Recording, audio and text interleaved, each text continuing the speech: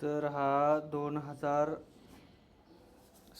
12 जुलै 2026 रोजी गट क मेन्सचा पेपर झालेला आहे. हा मुख्य परीक्षेचा पेपर नंबर 2 आहे आणि यामध्ये आपण बघूया करंटचे कुठले कुठले क्वेश्चन आलेत बघू.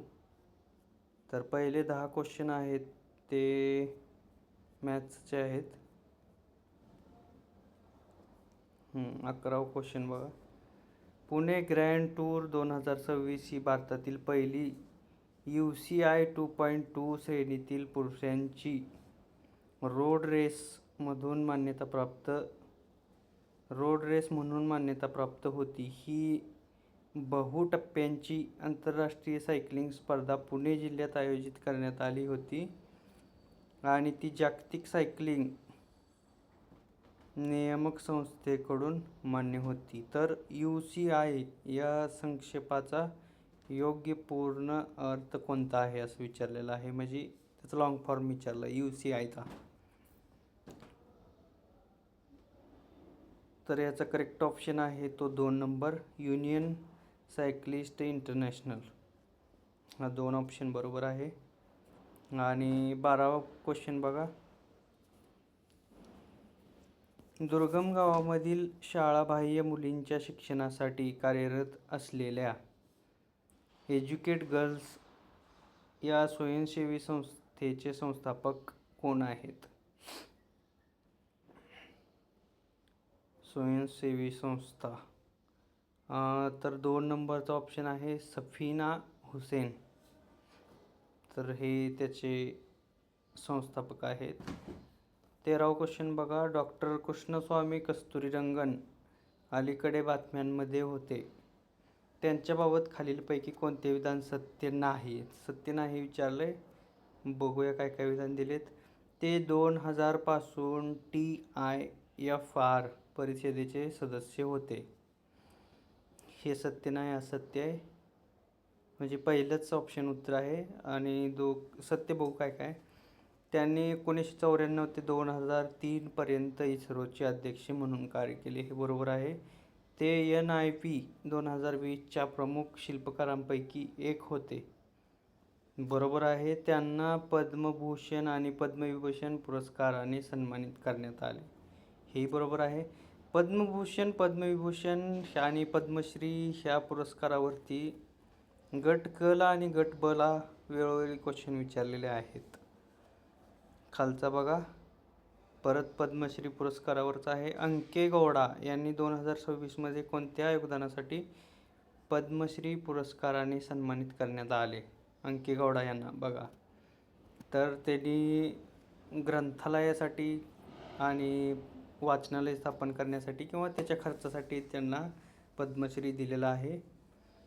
तर फक्त एक हे उत्तर आहे त्याचं, ग्रंथालय क्षेत्रातील आजीवन सेवेसाठी.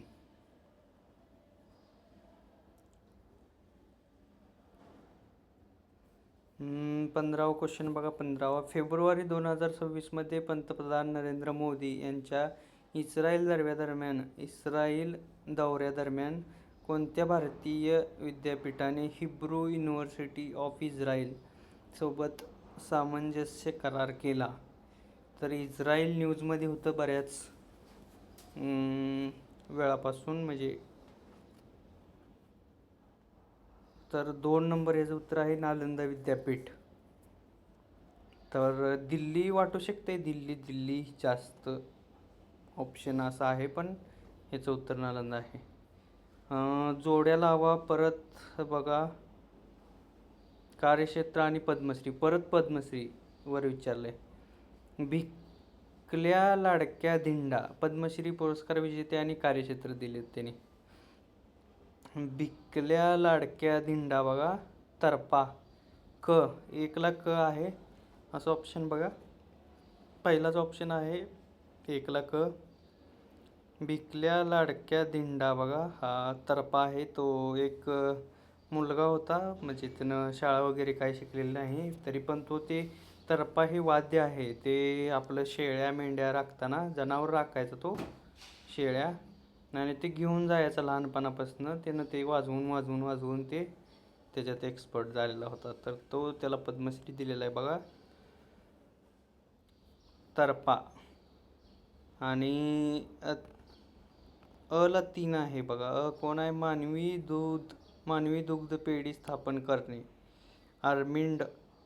आर्मिडा फर्नांडिस.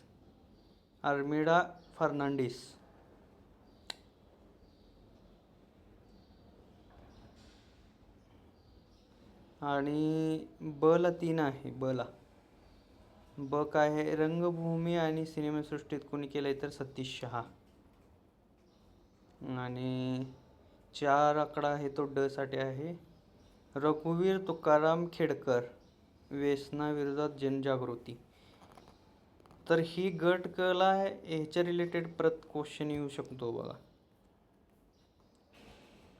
17वा क्वेश्चन आहे, ग्रँड स्लॅम एकेरी सामन्यामध्ये 400वा विजय मिळवणारा जगातील पहिला टेनिस खेळाडू कोण आहे? तर पहिला आहे नोवाक जोकोविच, 3 नंबर. 3 नंबर ऑप्शन आहे तो बरोबर आहे.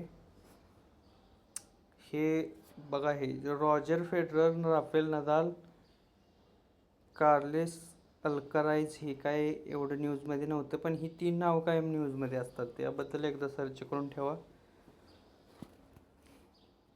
परत जोड्याला वरती विचारला आहे, पद्म पुरस्कार विचारला आहे बघा. वरती पद्मश्री होता, आता इथं पद्म पुरस्कार 2026. P Narayan, V S अच्युतनंदन, Mammootty, Uday Kotak. तर ह्याचा ऑप्शन आहे तो 2 बरोबर आहे. एक पी नारायण आहे ते साहित्य आणि शिक्षणामध्ये आहेत, आणि ब 1 आहे तो व्ही एस अच्युतनंदन आहेत ते सार्वजनिक व्यवहार यामध्ये आहेत. आणि क आहे ते 4 आहे, मम्मुट्टी हे कला क्षेत्रात आहेत. आणि तिसरं आहे उदय कोटक आहेत ते सार्वजनिक व्यवहार. 19वा क्वेश्चन आहे, खालीलपैकी कोणी मिले सूर मेरा तुम्हारा तो सूर बने हमारा या राष्ट्रीय एकात्मता गीताचे शब्द लिहिले आहेत?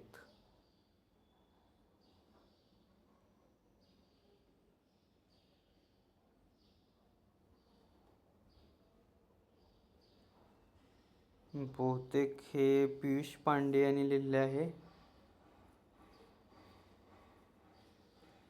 बघूया, हे एकदा चेक करा तुम्ही. 20वा क्वेश्चन आहे, 20वा 2025 ते 2029 या कालावधीसाठी खालीलपैकी कोणत्या देशाचे युनेस्कोच्या मॅन अँड द बायोस्फिअर कार्यक्रमाच्या आंतरराष्ट्रीय समन्वय परिषदेत निवड झाली? हे बघा, हे ओमान हेच ऑप्शन आहे, 4 नंबर. ओमानची निवड झालेली. युनेस्कोज मॅन अँड बायोस्फिअर प्रोग्राम. ठीक आहे, थँक्यू. परत बघू आपण GSचे क्वेश्चन परत बघू.